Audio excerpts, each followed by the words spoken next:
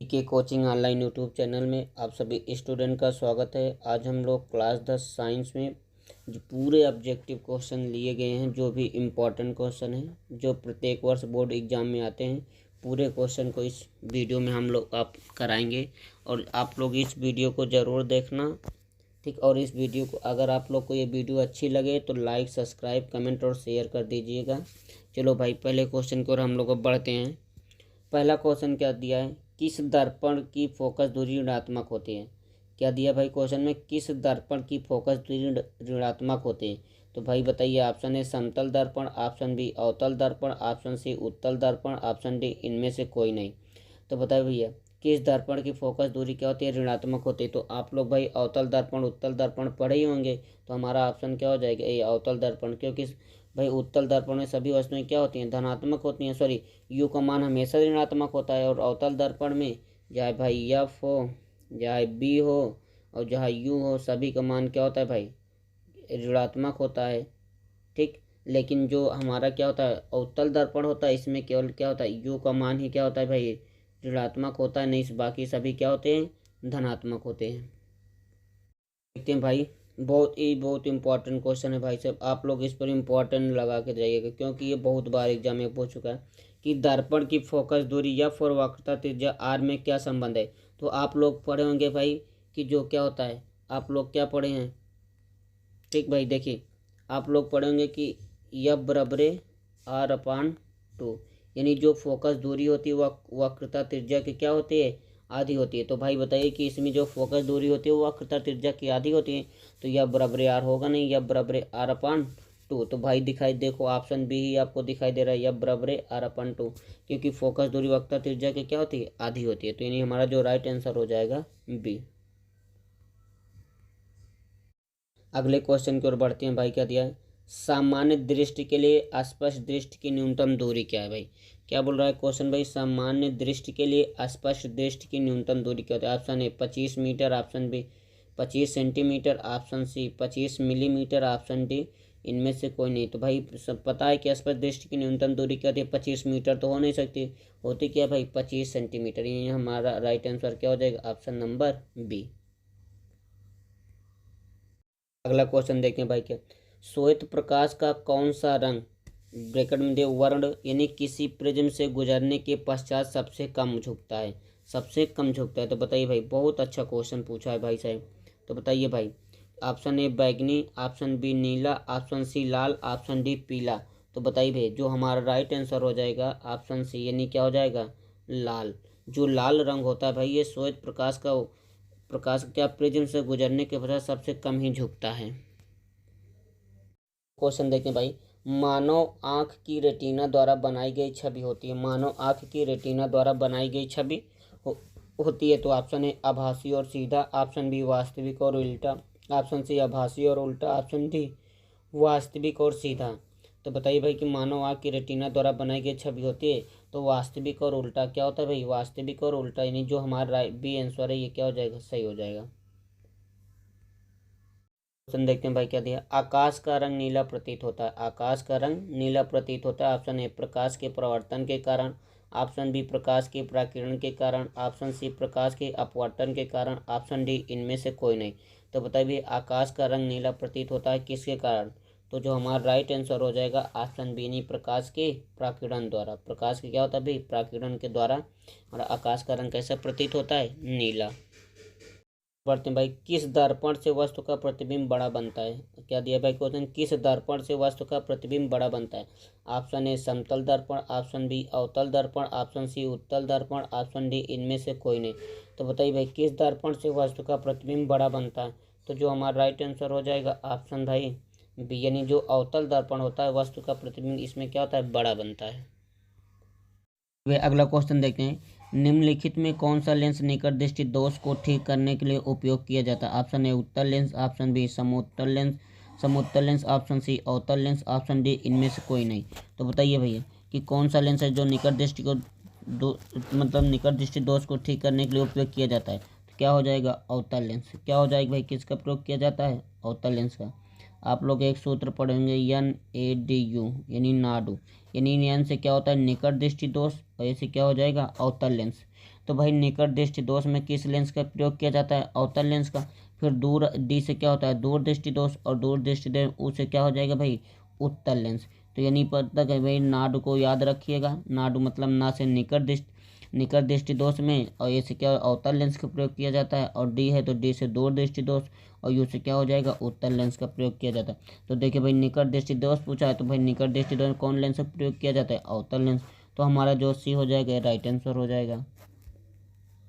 देखते हैं भाई क्या दिया। निम्नांकित में से कौन उपकरण विद्युत धारा की उपस्थिति दर्शाता है? Option A galvanometer, option B motor, option C generator, option D voltmeter. तो बताइए भाई कि विद्युत धारा की उपस्थिति दर्शाता है, तो हमारा जो राइट आंसर हो जाएगा ऑप्शन ए, यानी जो गैल्वेनोमीटर होता है यही क्या करता है? विद्युत धारा की उपस्थिति को दर्शाता है। क्वेश्चन देखते हैं भाई क्या दिया। दाएं हाथ के अंगूठे के नियम को किसने प्रतिपादित किया था? भाई बहुत इंपॉर्टेंट क्वेश्चन है, आप इंपॉर्टेंट इस पर लगा के जाइएगा। ठीक, तो पूछ क्या रहा है भाई? दाएं हाथ के अंगूठे के नियम को किसने प्रतिपादित किया था? ऑप्शन ए ऑर्टर, option B Fleming, option D Einstein, option D Maxwell. तो बताइए भाई कि दाएं हाथ के अंगूठे के नियम को किसने प्रतिपादित किया था? तो जो हमारा राइट आंसर हो जाएगा ऑप्शन डी, यानी किसने किया था भाई? मैक्सवेल ने।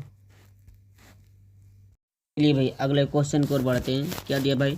विभवांतर का एसआई मात्रक होता है। क्या क्वेश्चन दिया भाई? विभवांतर का एसआई मात्रक होता है। Option A volt, option B ohm, option C ampere, option C coulomb. तो बताइए भाई विभवांतर का एसआई मात्रक क्या होता है? तो जो हमारा राइट आंसर हो जाएगा विभवांतर का एसआई मात्रक होता है वोल्ट। क्या होता है भाई साहब? वोल्ट। तो ऑप्शन ए हमारा क्या हो जाएगा? Right answer. क्वेश्चन देखते हैं भाई क्या दिया है कि निम्नलिखित में किस संयोजन द्वारा प्रतिरोध का मान बढ़ता है? ऑप्शन ए श्रेणी क्रम, ऑप्शन बी समांतर क्रम, ऑप्शन सी श्रेणियों समांतर दोनों, ऑप्शन डी इनमें से कोई नहीं। तो बताइए भाई कि संयोजन द्वारा प्रतिरोध का मान किस में बढ़ता है? नहीं, श्रेणी क्रम में। हमेशा किस में बढ़ता है सबसे ज़्यादा भाई? तो श्रेणी क्रम में। जो हमारा राइट आंसर हो जाएगा ऑप्शन ए, यानी क्या हो जाएगा? राइट आंसर हो जाएगा श्रेणी क्रम में। अगला क्वेश्चन देखते हैं भाई क्या दिया है। चुंबकीय बल रेखा की प्रकृति होती है। चुंबकीय बल रेखा की प्रकृति होती है। ऑप्शन ए काल्पनिक, ऑप्शन बी वास्तविक, ऑप्शन सी वास्तविक एवं काल्पनिक दोनों, ऑप्शन डी इनमें से कोई नहीं। तो बताइए भाई जो चुंबकीय बल रेखा की प्रकृति होती है वो कैसे होती है? तो हमारा जो राइट आंसर हो जाएगा ऑप्शन ए, यानी क्या होती है? काल्पनिक होती है।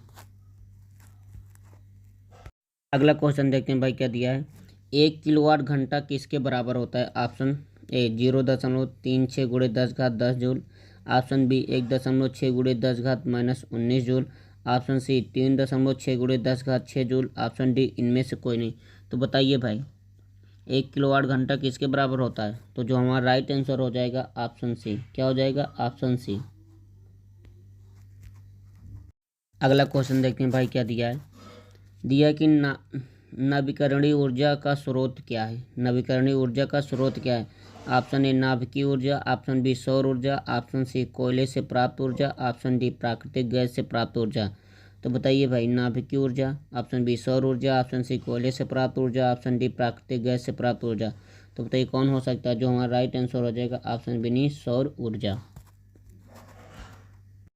अगला क्वेश्चन देखते हैं भाई क्या। कौन सा लेंस अपसारी लेंस भी कहा जाता है? कौन सा लेंस अपसारी लेंस भी कहा जाता है? ऑप्शन ए अवतल लेंस, ऑप्शन बी उत्तल लेंस, ऑप्शन सी अवतल एवं उत्तल लेंस दोनों, ऑप्शन डी इनमें से कोई नहीं। तो बताइए भाई कि अपसारी लेंस भी कहा जाता है, कौन सा लेंस होता है? तो जो हमारा राइट आंसर हो जाएगा ऑप्शन ए, यानी अवतल लेंस क्या होता है? अपसारी लेंस होता है।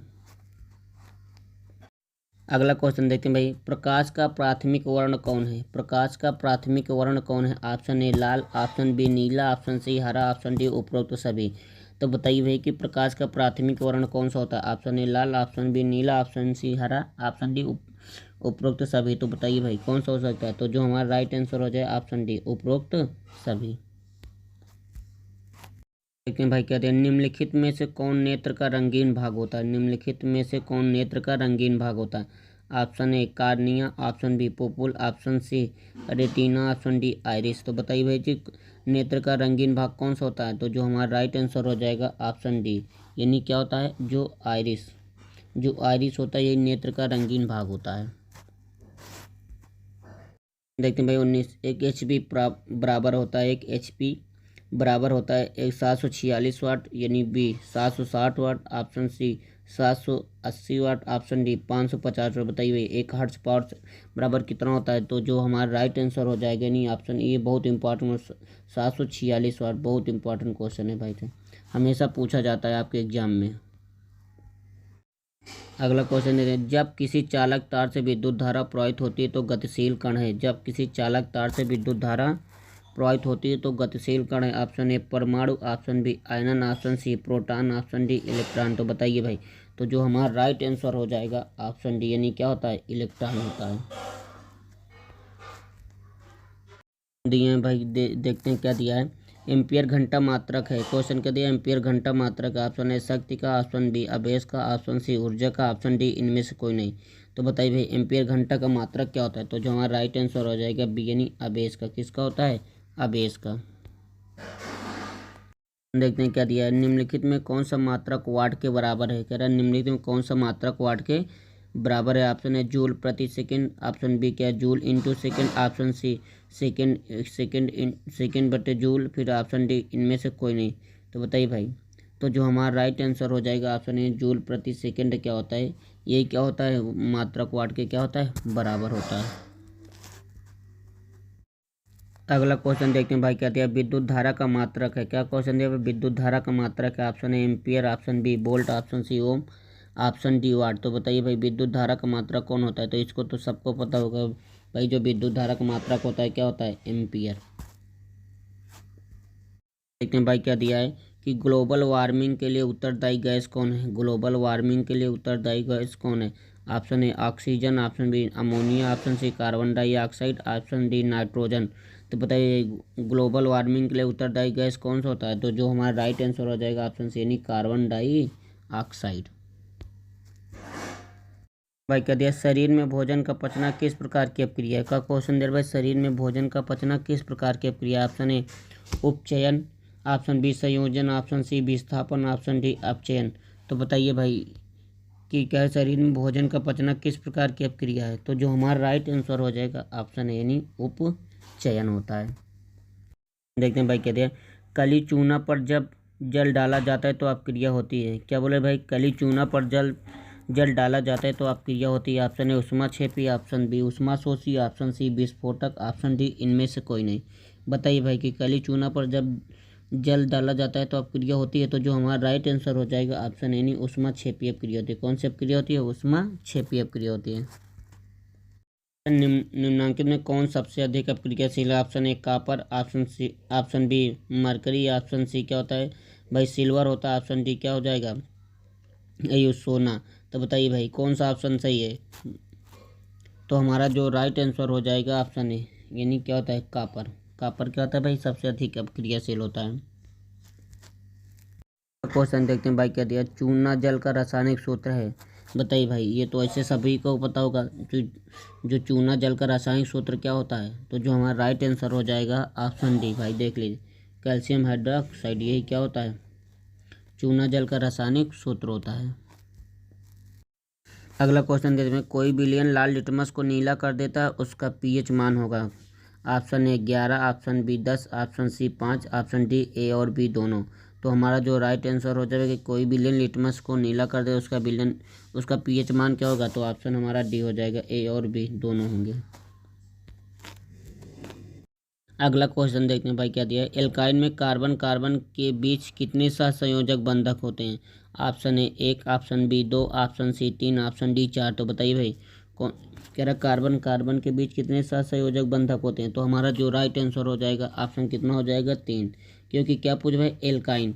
तो भाई जैसे एक कार्बन है तो एन बोला जाता है। क्या बोला जाता है? एन बोला जाता है। जैसे 2 कार्बन हो जाएंगे तो उनको हम बोलेंगे इन। क्या बोलेंगे भाई? इन बोलेंगे। फिर जैसे 3 होता है तो उसको बोलते हैं आइन। क्या बोलते हैं? आइन। तो भाई इसमें पूछ रहा है एल्काइन, आइन पूछ रहा है तो आइन बोले तो नहीं, इसमें कितने कार्बन की भाई सहसंयोजक बंधक होते हैं? तो क्या हो जाएगा? नंबर 3। नहीं, जो हमारा 3 है तो 3 राइट आंसर हम लोग कर देंगे। चलिए भाई अगले क्वेश्चन की ओर बढ़ते हैं। ग्लूकोज का आणविक सूत्र क्या है? बताइए ग्लूकोज का आणविक सूत्र क्या है? बताइए भाई, इसमें से सभी क्वेश्चन देख लीजिए, ग्लूकोज का आणविक सूत्र क्या है? तो जो हमारा राइट आंसर हो जाएगा ऑप्शन ए, यही C6H12O6। ये किसका सूत्र है भाई? ग्लूकोज का आणविक सूत्र होता है। अगला क्वेश्चन देखते हैं भाई, उच्च वसी अम्लों के सोडियम लवण कहलाते हैं। उच्च वसी अम्लों के सोडियम लवण कहलाते हैं। ऑप्शन ए साबुन, ऑप्शन बी अनमार्जक, option C plastic, option D rubber. तो बताइए भाई, उच्च वसी अम्लों के सोडियम लवण कहलाते हैं, तो ये कौन सा हो सकता है ऑप्शन? ऑप्शन ए हमारा जो साबुन है, ये क्या हो जाएगा? राइट आंसर हो जाएगा। अगला क्वेश्चन देखते हैं भाई, क्या दिया है। आवर्त सारणी के किसी आवर्त में बाएं से दाएं जाने पर तत्वों की परमाणु त्रिज्या क्या होता है भाई? ऑप्शन ए घटती है, ऑप्शन बी पहले घटती है और पुनः बढ़ती है, ऑप्शन सी अपरिवर्तित रहती है, ऑप्शन डी बढ़ती है। तो बताइए भाई, जरा आवर्त सारणी के किसी आवर्त में बाएं से दाएं जाने पर तत्वों की परमाणु त्रिज्या क्या होती है? तो हमारा जो राइट आंसर हो जाएगा ऑप्शन ए, यानी क्या होता है? घटती है। भाई अगले क्वेश्चन की ओर बढ़ते हैं, क्या दिया है। सिलिकॉन क्या है? क्या क्वेश्चन बने, सिलिकॉन क्या? ऑप्शन ए धातु, ऑप्शन बी अधातु, ऑप्शन सी उपधातु, ऑप्शन डी इनमें से कोई नहीं। तो बताइए सिलिकॉन क्या है? ऑप्शन ए धातु, ऑप्शन बी उपधातु, ऑप्शन सी उपधातु। बताइए भाई क्या हो सकता है? तो जो हमारा राइट आंसर हो जाएगा ऑप्शन सी, यानी क्या होता है? उपधातु होता है। क्वेश्चन देखते हैं भाई, क्या दिया है। निम्नलिखित में कौन विद्युत धनात्मक तत्व है? भाई निम्नलिखित में कौन विद्युत धनात्मक तत्व है? Option A carbon, option B chlorine, option C sodium, option D potassium. तो बताइए भाई कि निम्न में कौन विद्युत धनात्मक तत्व है? तो जो हमारा राइट आंसर हो जाएगा ऑप्शन सी, यानी क्या हो जाएगा? सोडियम। देखते हैं भाई क्या दिया। निम्नलिखित में किस धातु को केरोसिन में डुबो कर रखते हैं? क्वेश्चन क्या बोला है, निम्नलिखित में किस धातु को केरोसिन में डुबो कर रखते हैं? Option A magnesium, option B sodium, option C पारा, ऑप्शन डी टंगस्टन। तो बताइए भाई कि केरोसिन में डुबो कर रखते हैं, बताइए कौन सा आंसर हो जाएगा? यानी जो सोडियम धातु होता है, इसे क्या होता है? केरोसिन में डुबो कर रखा जाता है। अगला क्वेश्चन देखते हैं भाई, क्या दिया है। अपमार्जक से बनाए जाते हैं। क्वेश्चन क्या बोला भाई? अपमार्जक से बनाए जाते हैं। Option A Surf Excel, option B shampoo, option C easy surf, option D उपरोक्त सभी। तो बताइए भाई अपमार्जक से बनाए जाते हैं, क्या बनाए जाते हैं? तो जो हमारा राइट आंसर हो जाएगा ऑप्शन डी, यानी उपरोक्त सभी बनाए जाते हैं इससे। क्वेश्चन की ओर बढ़ते हैं, क्या दिया है। यह सौर सेल में किसका उपयोग होता है? क्या दिया भाई? सौर सेल में किसका उपयोग होता है? Option A plastic, option B silicon, option C uranium, option D plutonium. बताइए भाई सौर सेल में किसका उपयोग होता है? तो हमारा जो राइट आंसर हो जाएगा ऑप्शन बी, यानी सिलिकॉन। किसका प्रयोग होता है? सिलिकॉन का। क्वेश्चन देखते हैं भाई, क्या दिया है कि निम्नलिखित में से किसका उपयोग खाना बनाने वाले ईंधन में नहीं होता? भाई option A CNG, option B LPG, option C biogas, option D कोयला। तो देखिए भाई एलपीजी भी यूज होता है, बायोगैस भी यूज होता है, भाई कोयला भी यूज होता है, लेकिन जो हमारा पूछा है भाई ईंधन में नहीं होता, तो हमारा जो सीएनजी होता है यही क्या होता है? ईंधन में नहीं होता। तो ये हमारा क्या हो जाएगा? Option A right answer.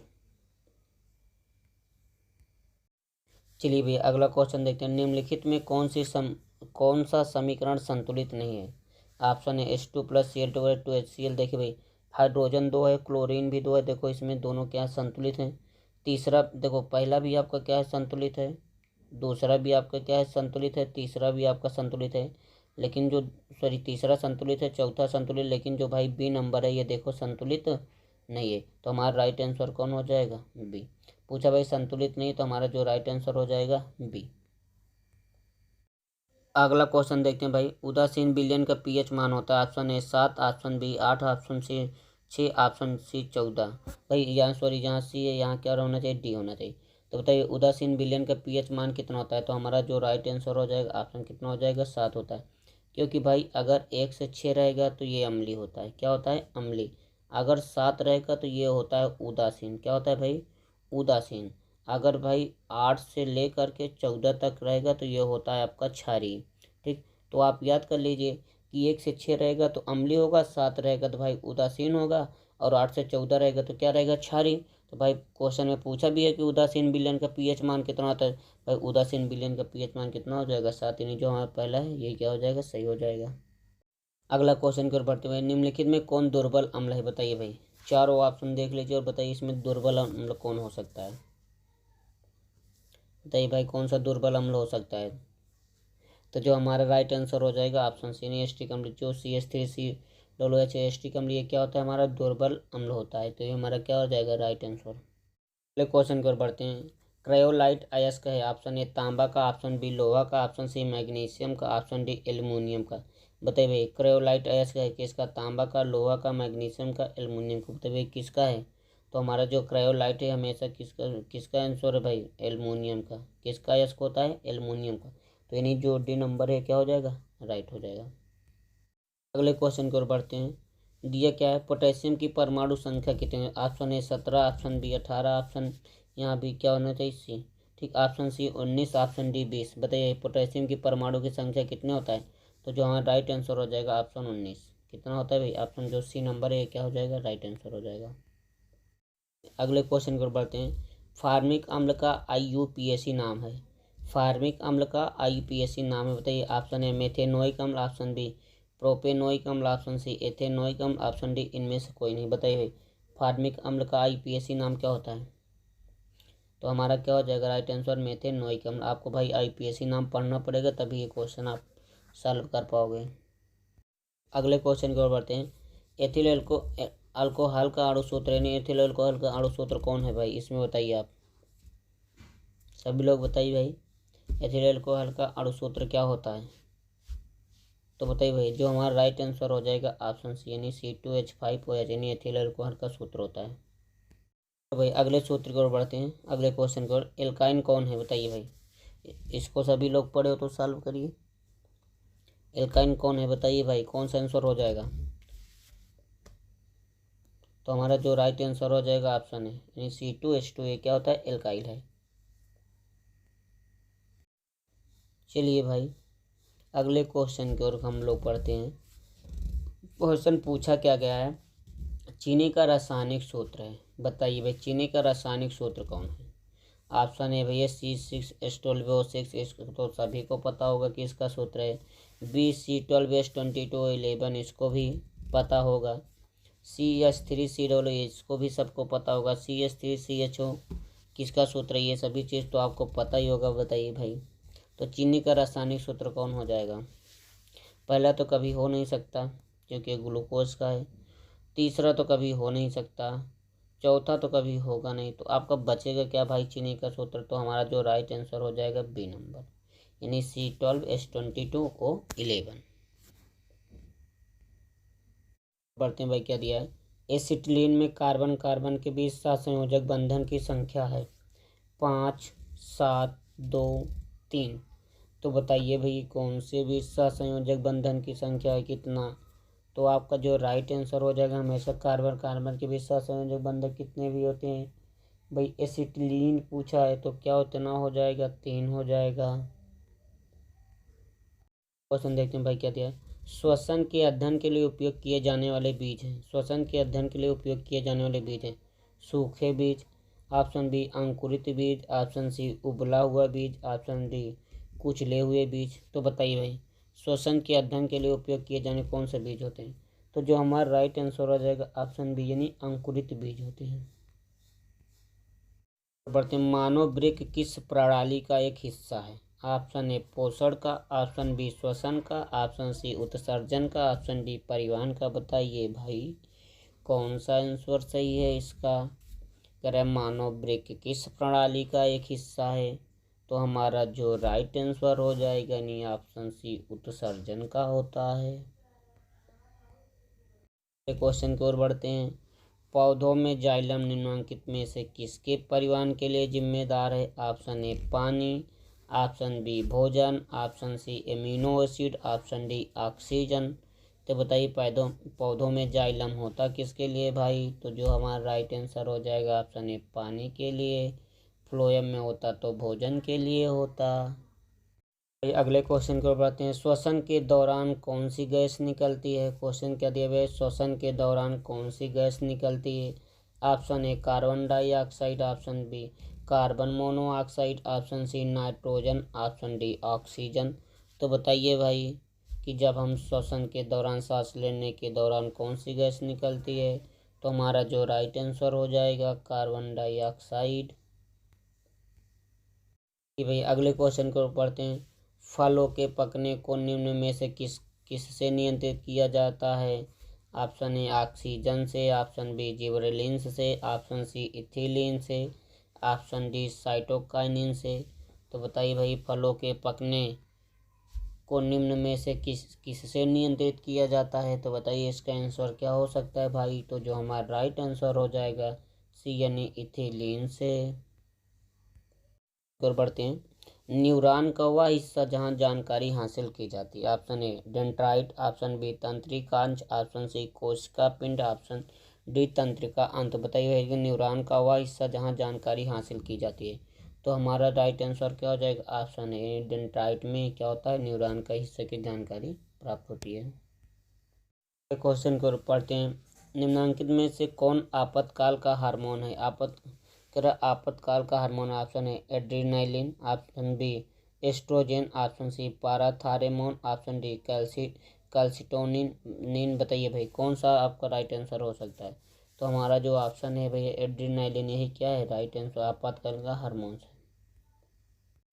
चलिए भाई अगले क्वेश्चन की ओर बढ़ते हैं, निम्नलिखित में से कौन सी अनैच्छिक क्रिया नहीं है? ऑप्शन ए उल्टी, ऑप्शन बी अत्यधिक लार निकलना, ऑप्शन डी दिल की धड़कन, ऑप्शन डी चबाना। तो देखिए भाई अनैच्छिक क्रिया नहीं, ठीक। तो हमारा जो चबाना होता है ये क्या होता है? ये अनैच्छिक क्रिया नहीं है, बाकी ये सभी चीज़ें क्या होती हैं? ये सब क्रिया होती हैं। अगले क्वेश्चन की ओर बढ़ते हैं, मानव में गर्भ की अवधि कितनी है?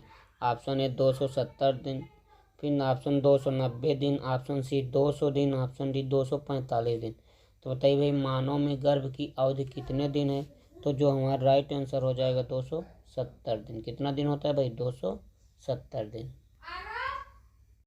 अगले क्वेश्चन को बढ़ते हैं, निम्न में से कौन सी बीमारी श्वसन तंत्र से संबंधित है? Option A diarrhoea, option B TB, option C pneumonia, option D B एवं सी दोनों। तो बताइए भाई, तो जो हमारा राइट आंसर हो जाएगा ऑप्शन भाई देखो बी, यानी क्या होता है? टीबी, ठीक। किससे होता है? टीबी से होता है, तो यानी बी सी है दोनों। तो हमारा डी आंसर राइट आंसर हो जाएगा।